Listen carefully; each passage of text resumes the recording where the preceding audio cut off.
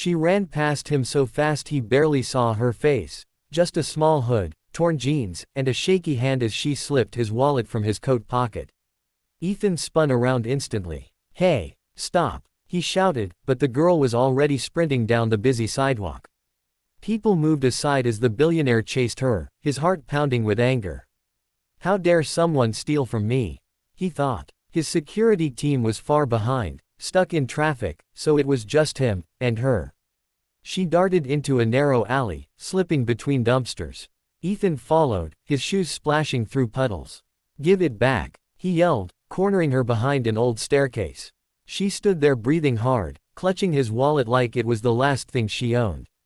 "Why did you take it?" he demanded. She didn't speak, she only lowered her head.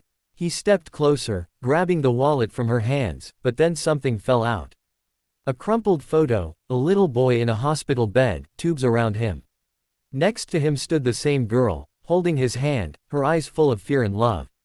Ethan froze. The girl whispered, barely audible, "I'm sorry, I just needed money for his medicine." For the first time in his life, the billionaire felt his anger break like glass. And all he could say was, "Wait, what happened to your brother?" The girl flinched at his question, as if even speaking hurt.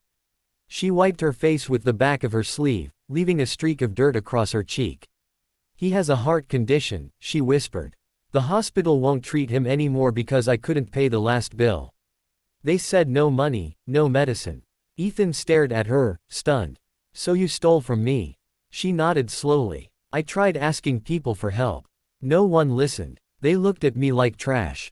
You walked by with guards in a fancy suit, and I thought, rich people never feel anything. You wouldn't miss a few dollars." Her voice cracked. "I was wrong." Ethan opened his wallet. There was barely anything taken, just a few notes. But tucked behind the photo was something else he hadn't noticed, a hospital estimate, folded and worn from being held too many times. The number at the bottom made his chest tighten. It was huge, impossible for someone homeless and alone. "Where is he now?" Ethan asked quietly. She hesitated, then whispered, "In a shelter. I didn't want him on the street. I only steal when I have no choice. I'm not a thief, I'm just trying to keep him alive." Ethan felt a punch of guilt so sharp it made him breathe out slowly. The truth wasn't what he expected. It wasn't even close. Before he could speak again, the girl stepped back like she expected him to shout, or call the cops, or drag her away. Her shoulders curled in defeat. "I'll go," she murmured. "Just, please don't take the photo." Ethan looked at the shaking girl, the dirt on her clothes, the desperation in her eyes, and something inside him shifted. "No," he said softly. "You're not going anywhere." The girl froze, eyes wide. "Take me to your brother," Ethan said. "Right now." She stared at him like he had spoken another language. Why would you want to see him?" she whispered. Ethan's voice was calmer now, almost gentle. "Because if what you said is true, then he needs help. And you shouldn't be carrying this alone." The girl hesitated, glancing toward the street as if planning to run again. But something in Ethan's tone, steady, sincere, made her stop. After a moment, she nodded and led him out of the alley. They walked 2 blocks in silence until they reached an old community shelter. The paint peeled off the walls, and the lights flickered weakly. Inside, children slept on thin mattresses, families huddled around small heaters, and volunteers moved quietly with tired smiles. Ethan had seen luxury his whole life, but never desperation this raw. At the far corner, wrapped in a thin blanket, lay the little boy from the photo. He was even smaller than Ethan expected, his skin pale, his breathing uneven. The girl rushed to his side, kneeling beside him. "Jamie," she whispered, brushing his hair back. "I'm here." The boy's eyes fluttered open. "You came back," he said faintly. "Did you get the medicine?"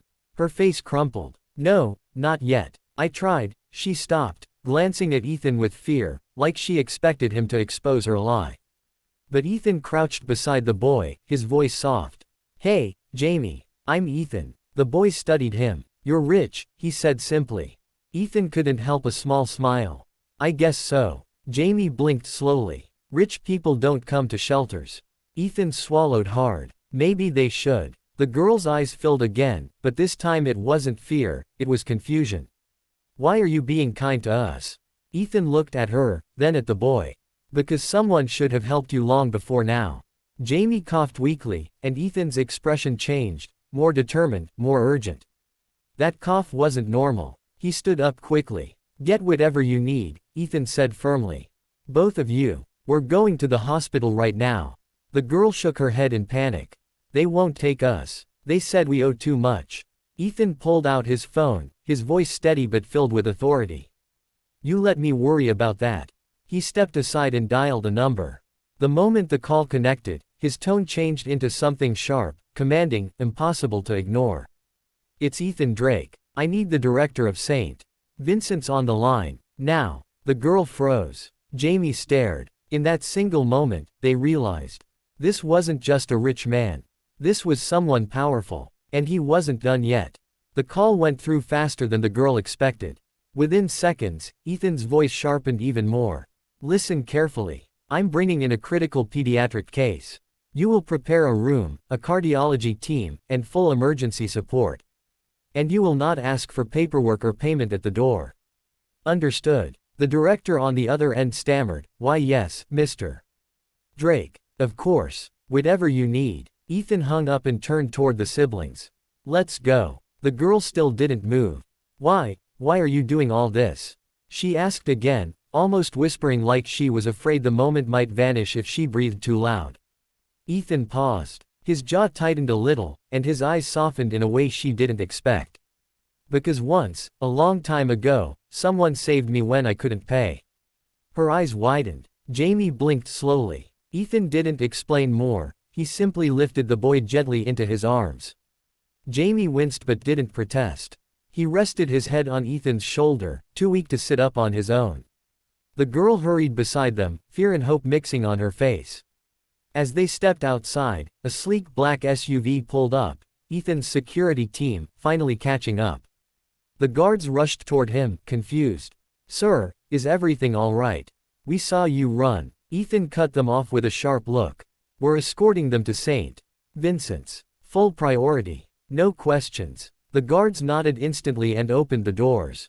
Inside the car, the girl held Jamie's hand tightly, her voice trembling. Jamie, you're going to be okay. He's going to help you. Jamie looked up at Ethan. Mister, are you like a superhero or something? Ethan chuckled softly, shaking his head. No, kid. I'm just someone who believes your life matters. Jamie smiled weakly and closed his eyes.